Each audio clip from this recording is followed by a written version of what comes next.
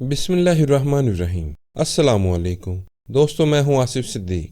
دوستو، آج ہم آپ کو ایک ایسے ظالم و جابر حکمران کے بارے میں بتائیں گے کہ انسانی تاریخ میں ایسے ظالم کی مثال نہیں ملتی، بلکہ علماء کا کہنا ہے کہ ساری دنیا کا ظلم ایک طرف اور اس شخص کا ظلم ایک طرف، اور ہم آپ کو اس ظالم کے ہاتھوں ہونے والے ایک ایسے اچھے عمل کے بارے میں بتائیں گے کہ جس عمل کی وجہ سے اب بھی اجمی لوگ فیض یاب ہو رہے ہیں، اور ہم اس کی موت کا واقعہ بھی بیان کریں گے۔ دوستو، اس شخص کا نام ہے حجاج بن یوسف۔ ویڈیو میں آگے بڑھنے سے پہلے اگر آپ اس چینل پر نئے ہیں تو چینل کو سبسکرائب کر لیں اور بیل آئیکن کو بھی کلک کر دیجئے۔ دوستو، خلیفہ عبد الملک بن مروان کے دور حکومت میں حجاج بن یوسف کو عراق کا گورنر مقرر کیا گیا، اور یہ محمد بن قاسم کے چچا کی نسبت سے بھی جانا جاتا ہے۔ دوستو، حجاج بن یوسف کو جب کوفے کی گورنری ملی اور جب وہ اقتدار کی کرسی پر بیٹھا تو اس وقت عراق میں مختلف گروہ تھے جو کہ اس وقت کے حاکموں کے خلاف تھے۔ حجاج بن یوسف نے عراق کی حکمرانی ملتے ہی ان تمام گروہ جو کہ ان کے خلاف تھے قتل عام شروع کر دیا۔ اس ظالم شخص نے 1,25,000 لوگوں کو قتل کیا۔ دوستو، حجاج بن یوسف لاشوں کو دیکھنے کا دیوانہ تھا۔ اس کو اس وقت تک خوشی نہیں ملتی تھی جب تک کہ یہ لاشیں نہ دیکھ لیں۔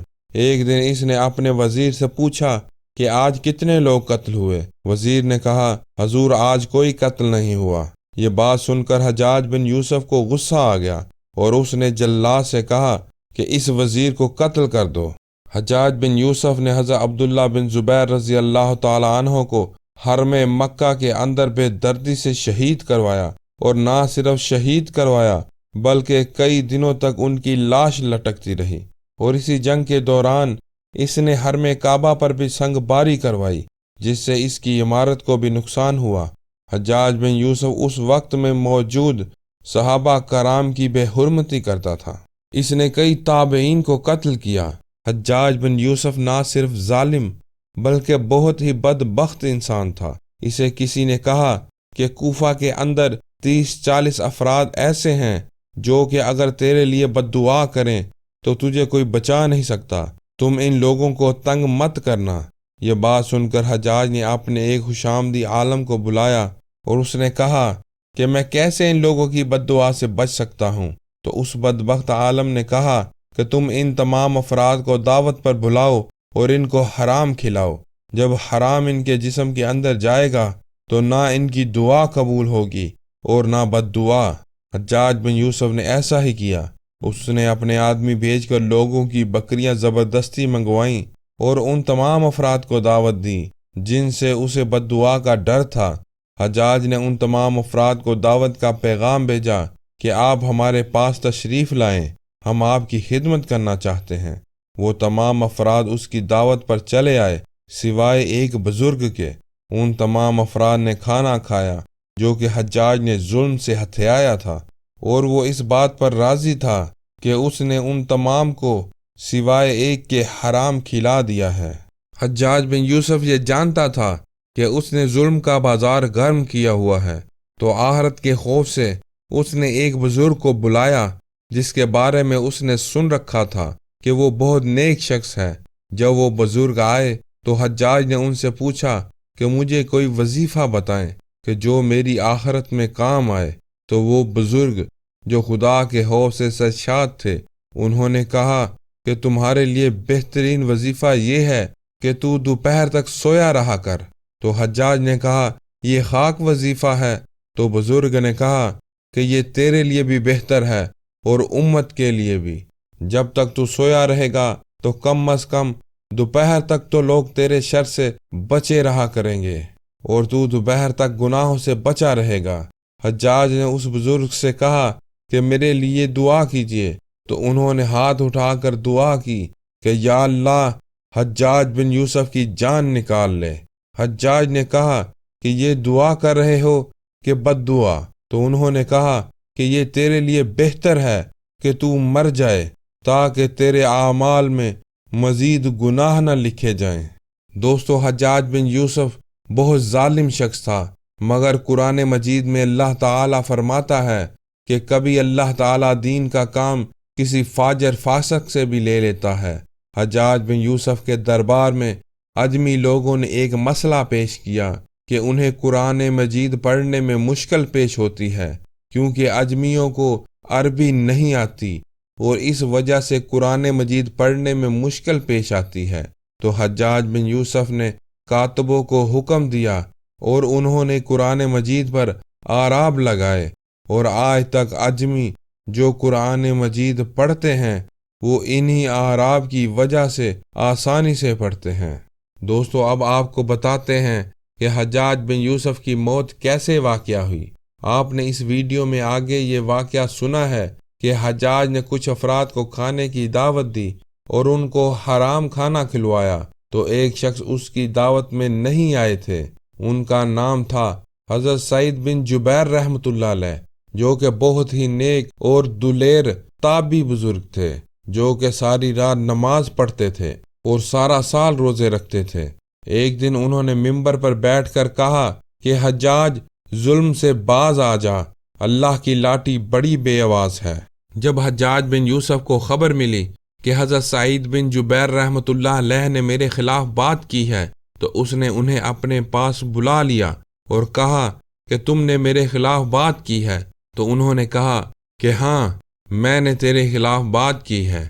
حجاج نے کہا کہ تجھے معلوم ہے میں تمہیں قتل کر دوں گا۔ تو حضرت سعید بن جبیر رحمۃ اللہ علیہ نے فرمایا کہ نہ تو زندگی کا مالک ہے اور نہ موت کا، تو کیسے قتل کر دے گا؟ حجاج نے کہا کہ تمہیں پتہ ہے میرا؟ حضرت سعید بن جبیر رحمۃ اللہ علیہ نے کہا میں نے تجھے نہیں، میں نے تو کئی شداد، کئی حماد، کئی قارون، کئی فرعون، کئی نمرود دیکھے ہیں، کئیوں کی داستانیں سنی ہیں۔ تو کون ہے؟ تو تو چھوٹا سا ہے، تو زندگی موت کا مالک نہیں۔ حجاج نے کہا کہ انہیں پکڑو اور لے جاؤ اور اسے قتل کر دو۔ جب حضرت سعید بن جبیر رحمۃ اللہ علیہ کو پکڑ کر کھینچ کر لے جا رہے تھے، تو حضرت سعید بن جبیر رحمۃ اللہ علیہ مسکرانے لگے۔ حجاج کو ان کی مسکراہٹ کو دیکھ کر بہت غصہ آیا کہ تم میرا مذاق اڑاتے ہو۔ اس نے انہیں واپس بلایا اور پوچھا کیوں مسکرا رہے ہو؟ حضرت سعید بن جبیر رحمۃ اللہ علیہ کہنے لگے کہ میں مسکرا رہا ہوں تیری بے وقوفی پر اور اپنے اللہ کی دی ہوئی ڈھیل پر۔ میں مسکرا رہا ہوں کہ یا اللہ، تیری شان ہے کہ کیسے کیسے لوگوں کو ڈھیل دی ہوئی ہے۔ میں مسکرا رہا ہوں تیری بے وقوفی پر کہ تو سمجھتا ہے کہ شاید تجھ کو پوچھنے والا کوئی نہیں۔ حجاج نے کہا انہیں باہر نہ لے کر جاؤ، میرے سامنے قتل کرو۔ جب قتل کرنے لگے تو حضرت سعید بن جبیر رحمۃ اللہ علیہ نے منہ کعبے کی جانب کر لیا اور کہا میں نے منہ کر لیا ہے اپنے رب کی جانب، کرو مجھے قتل۔ حجاج غصے سے پاگل ہو گیا اور کہا اس کا منہ قبلے کی جانب سے پھیرو۔ جب حضرت سعید بن جبیر رحمۃ اللہ علیہ کا منہ کعبے سے پھیرا تو حضرت سعید بن جبیر رحمۃ اللہ علیہ نے قرآن کی آیت پڑھی کہ اللہ تعالیٰ فرماتا ہے کہ مشرق و مغرب سارا ہی اللہ کا ہے، تم جدھر بھی منہ کرو گے اللہ ہر طرف ہے، پھیرو جدھر بھی میرا منہ پھیرنا ہے۔ جب حضرت سعید بن جبیر رحمۃ اللہ علیہ کے گلے پر خنجر رکھا تو آپ نے دونوں ہاتھ اٹھائے اور کہنے لگے اے اللہ، میرے بعد اسے کسی اور پر مسلط نہ کرنا، بس میں آخری ہوں۔ جب حضرت سعید بن جبیر رحمۃ اللہ علیہ ذبح ہوئے تو آپ کے جسم سے اتنا خون نکلا اور لوگوں نے بتایا کہ جتنا اونٹ سے نکلتا ہے۔ حجاج کا دربار آپ رحمۃ اللہ علیہ کے خون سے تر ہو گیا۔